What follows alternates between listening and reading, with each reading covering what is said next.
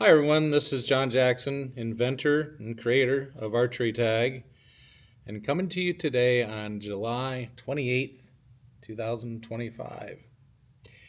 Today is my first podcast. I've been thinking about a podcast for a while and not really sure that I wanted to take one more thing on my plate, but I decided why not. So today is my first podcast. I decided to do it today because today marks a very significant date on the calendar.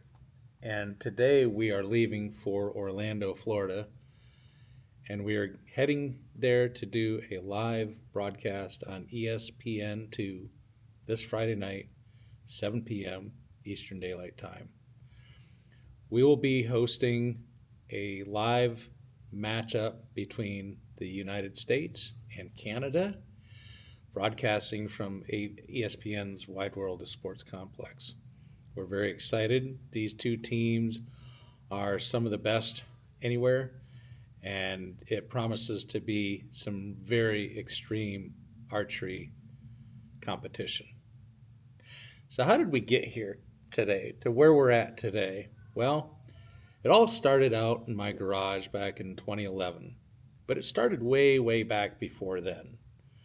See, when I grew up, I shot bows every weekend with my grandfather and my brother and my dad. We'd get together on the weekend, and usually we'd spend the weekend with my grandparents. They had a place out a lake, little cottage out there, and we'd go out and we'd shoot arrows into a straw bale. And these were wood arrows using recurve bows, and we'd shoot into a paper plate that was stuck to the hay bale. I just thought everybody shot bows and arrows every weekend. I just thought it was natural. So I've been shooting a bow for a very long time. I also like creating things. I've always liked to build and make things, and I've always just had the gift of creativity. I like to build and make things. So I took my love of archery and my passion for making things, and I started making bows back in 2009.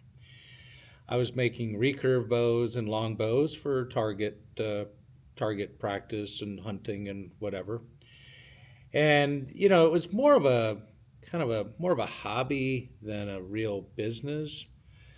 And one day my engineer and I were goofing around and decided to put some foam tips on an arrow, and he let me shoot him with that arrow. I happen to have that arrow right here. So we created this as a 3D printed blunt. So we had a 3D printer because we were doing some engineering work. And we had somebody that cut out these foam tips. We just put them on a standard hunting arrow. It's got your regular nock and your feathers and everything else. And so I shot him, and I think I used a 45-pound recurve bow. And of course, he doubled over in pain, and we thought, this is awesome. And so we decided to make up a bunch of these arrows, and we had a bow shoot. It was a 3D archery shoot at a archery dealership in Wabash, Indiana, called Bass and Bucks. And the bow shoot was called the Reinhardt 100, or R100 for short. So we told them that we had these arrows and we were shooting each other with them. Of course, there was kind of a long pause on the phone after I told them. I said, no, they're really safe. They're foam tips. So they said, well, bring them down. We've got some paintball bunkers, and we'll set up a little field, and we go out there and see how people like it. So that was in June of 2011. So it's been over 14 years ago. Of course, starting out, we didn't have any rules. We were using these cheap airsoft masks that didn't provide any protection to your ears. It was just covered your face, and we didn't really have any neutral zone or a safe distance between the players. So we were just out there kind of running around and shooting each other, but everyone loved it. So then we decided, let's create a video, and we posted it to YouTube. I didn't even know what YouTube was back then. And next thing you know, we're getting comments from people all over the world wanting to know where they can do this and where they can buy these arrows. So then we decided to make a business out of it. So that's really kind of how Archery Tag started. It really started with me making bows, and then we goofed around with a piece of foam on an arrow, and then it literally has launched an entire industry around shooting each other with arrows. And there's a lot of knockoffs out there that have come along.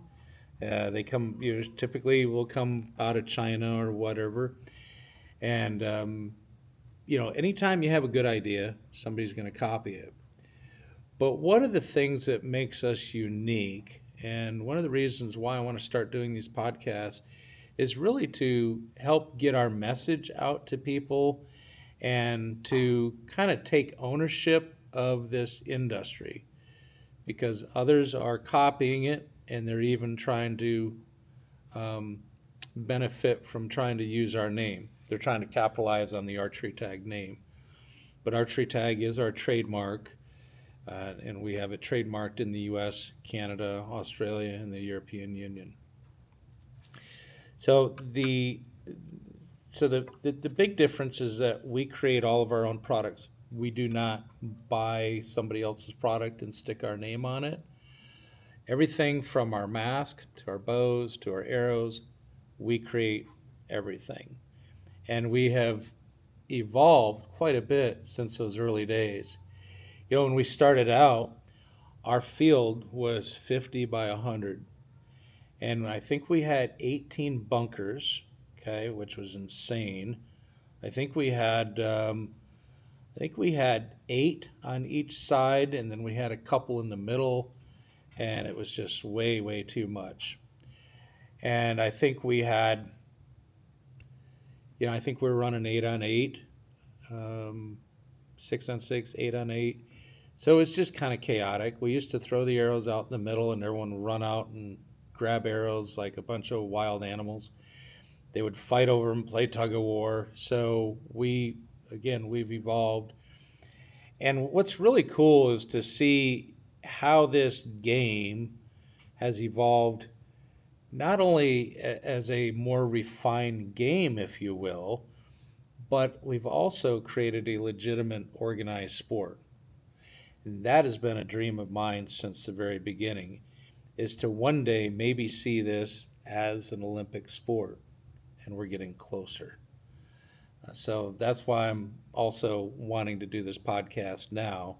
We've been packing up the RV and the trailer and getting ready to set up down in Orlando this coming Wednesday. So,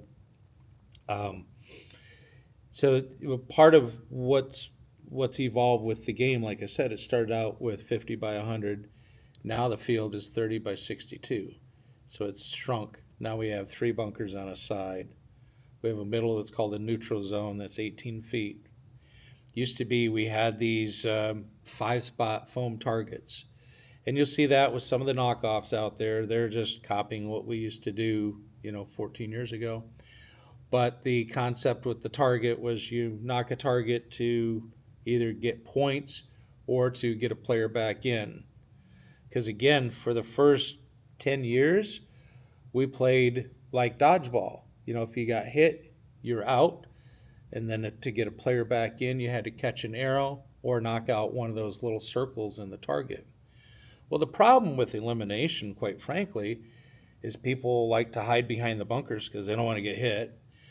The little 5-spot circles, they're hard to knock out, especially for newer players. They're just not that accurate. So, back in 2019, we started to work on a scoring system because I felt, if we're going to turn this into a legitimate sport, again, you still have your recreational play, but there's those players like myself included that want to compete and be competitive. So we wanted to take it to the next level. So we started creating a scoring system back in 2019. So a date that has really stuck in my mind, I don't know the exact date, but I know it was in March of 2020, right when the whole COVID pandemic was starting, we had a local youth group in here, and we probably had 20, maybe 20 some kids, 22. And I always like to line them up over by the targets. And I asked them, okay, who here has never shot a bow? So about half the hands went up. And I remember this one girl, she was quite, she was quite overweight. And she just looked like she really wasn't even wanting to be there. She did not look like she was the athletic type, and she never shot a bow before. So I got her over to the targets, and I worked with her for about 5 minutes or so, just teaching her basic form, how to shoot that target. And I told her, I said, well, I've got to go and get some games started, but after you are comfortable shooting the targets and you want to get out there and play, we'll get you a mask and we'll get you in a game. Quite frankly, I didn't even think she'd want to get out there and get shot at. She just didn't look like the type. But lo and behold, she ends up getting out there and she's right out kind of smack dab in the middle of the field. She wasn't hiding behind any bunkers. She's just out there for everyone to shoot. Of course, the other team, they start lighting her up. I mean, instantly they start hitting her. Well, then she starts pulling those arrows in and just catching them left and right. Well, anyway, every time she was catching an arrow, her score went up by 3 points. Because our scoring system is pretty cool. You get a point every time you hit your opponent. We call that a strike. When you catch an opponent's arrow, you get 3 points. So with all her catching, her team ended up winning. When she came off that field, I will never forget that moment. She's raising her mask off her face. She got this big grin on her face, and she was high-fiving her teammate. That was a moment that it hit me like a 2x4 upside the head. I don't know if you ever had a 2x4 upside the head, but I have. And it hit me just like that. And I thought, wow, we just had a positive impact on that girl. She came in probably telling herself, yeah, I'm going to suck at this too. And she went out there as the person who nobody wanted on their team. She came off that field as the MVP. That was a moment that changed my life and changed the direction of my company and my focus. And, after that, I momentarily replayed that game in my mind as if we had been doing elimination, because prior to that, we'd been doing elimination because that was easy. You just throw the arrows out in the middle and everyone runs out like a bunch of animals fighting over arrows. And I replayed that game over in my mind, and that girl, she would have gone out there in the first 15 seconds, she would have gotten hit, and she would have gone off to the sideline, sat on that bench, and told herself, yeah, I suck at this too, just like everything else. And we would have lost that girl. And so at that point, I really felt like it was like God was reaching down and smacking me on the shoulder and saying, I want you to start working with teenagers and running youth leagues. I'm thinking, no, I'm good. I got 6 of my own kids. Thank you very much. But by the fall of 2020, we started our first youth leagues. And I got some kids that I've been coaching for 5 years straight now. They've played in every single league. And 2 of those kids that we've coached who started in 2020 are playing in this championship match this Friday against Canada. So it's pretty exciting to see where this thing has gone.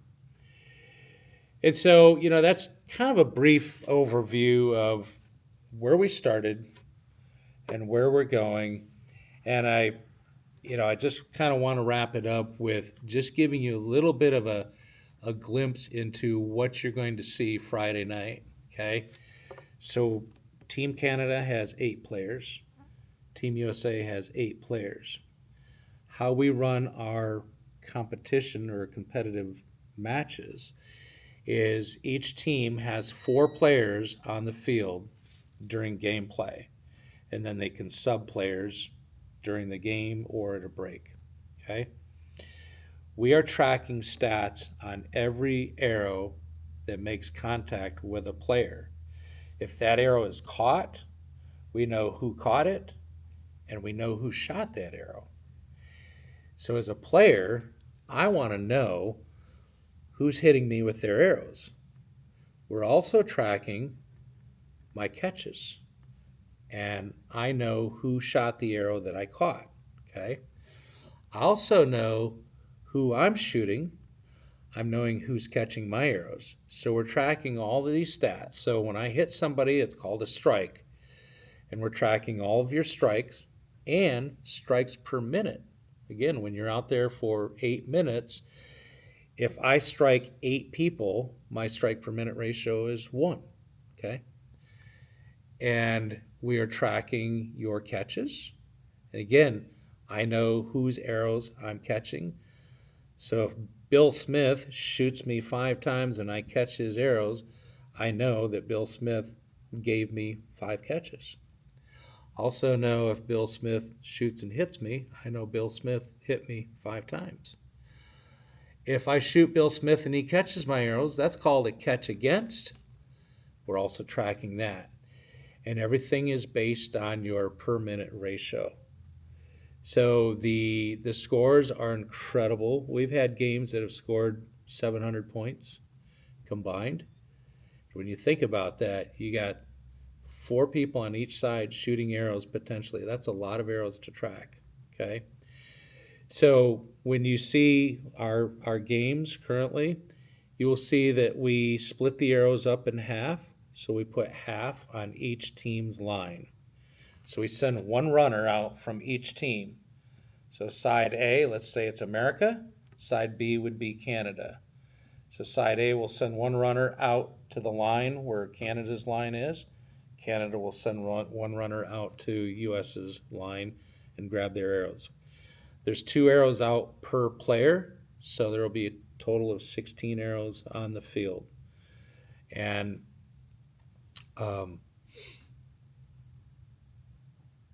so we'll be tracking a lot of stats, and it's very exciting.